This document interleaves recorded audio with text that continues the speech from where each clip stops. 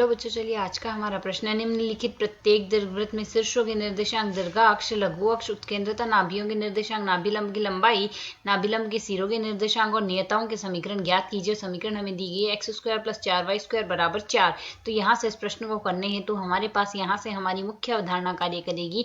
मुख्य अवधारणा यहाँ से हम लेके चलेंगे। पहले तो हम दी गई समीकरण को यहाँ से सरल करेंगे। x² / a² + y² / b² = 1 के रूप में ये दी है। यहाँ से इस रूप में सरल होती है। तो उसके बाद हम यहाँ से बाकी निर्देशांक ज्ञात करेंगे। तो सबसे पहले यदि अब हम यहाँ से देखें, हमें यह समीकरण दी गई है x² + 4y² = 4। तो पूरे समीकरण में दोनों पक्षों में हम 4 का भाग दे देते हैं। समीकरण लिखी जा सकती है x² / 4 + y² बट्टे में 1 आ जाएगा, 4 से 4 कट जाएगा, बराबर आ गया हमारे पास यहाँ से 1। तो यदि हम यहाँ से तुलना करें, a का स्क्वायर बराबर 4 आ रहा है, तो a बराबर हमारे पास 2 लिखा जा सकता है, b का स्क्वायर बराबर 1 अर्थात b बराबर 1 ही है मान आ गया। तो जैसा कि हम यहाँ से देख सकते हैं, इसमें हमारे पास यहाँ से a का मान बड़ा आ रहा है b से। अब यदि a का मान बड़ा आ रहा हो b से, उस स्थिति में उत्केंद्रता E बराबर हमारे पास यहाँ से क्या लिखी जाती है, उत्केंद्रता E बराबर आ जाएगी वर्गमूल 1 माइनस में b² बट्टे में आ जाएगा हमारे पास यहाँ से a²।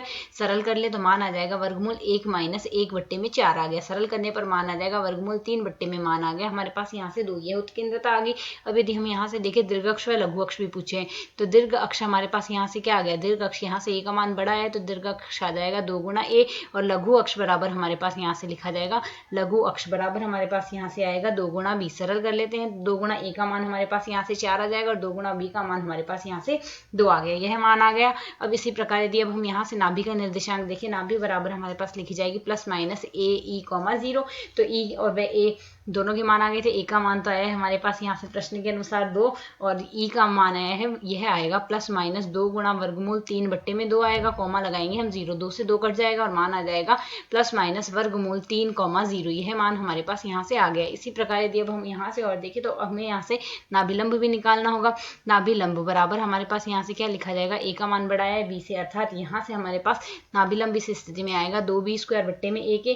तो मान प्रतिस्थापित कर देते हैं, 2 गुना b² का मान तो आया 1 बट्टे में 2 आएगा हमारे पास। a का मान यहाँ से सरल कर लेते हैं, मान आ जाएगा 1। नाभिलंब आ गया हमारे पास यहाँ से 1। अब हमें प्रश्न के अनुसार नाभिलंब के निर्देशांक देखने, नाभिलंब अर्थात जिससे नाभि लंब होके जा रहा है। तो यदि अब हम यहाँ से दीर्घवृत्त की स्थिति में देखें, दीर्घवृत्त यदि हमारे पास यह बन रहा है, तो यहाँ से यदि यहाँ पर हमारे पास नाभियाँ हैं ये दोनों, तो इस पर जो यहाँ पर लंब रेखा होगी वह 1 2 3 4 बिंदुओं पर प्रतिच्छेद कर रही है। तो यहाँ से हमें इन 4 बिंदुओं के निर्देशांक देखने हैं। तो नाभिलंब के निर्देशांक बराबर हमारे पास यहाँ से क्या लिखे जाएंगे, ये आ जाएंगे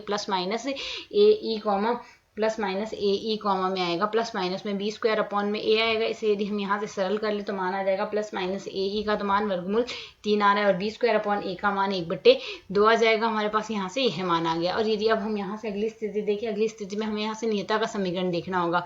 तो नियता का समीकरण हमारे पास यहाँ से क्या लिखा जाएगा, नियता का समीकरण आ जाएगा हमारे पास यहाँ से x बराबर ± में a बट्टे में e आ गया। मान प्रतिस्थापित कर देते हैं, तो ±2 बट्टे वर्गमूल 3 बट्टे में 2 आएगा, 2 ऊपर चला जाएगा, मान आ जाएगा ± में 4 बट्टे में वर्गमूल 3। यह आ जाएगा हमारे पास यहाँ से नियता का समीकरण x बराबर में। आशा है समझ आया। धन्यवाद।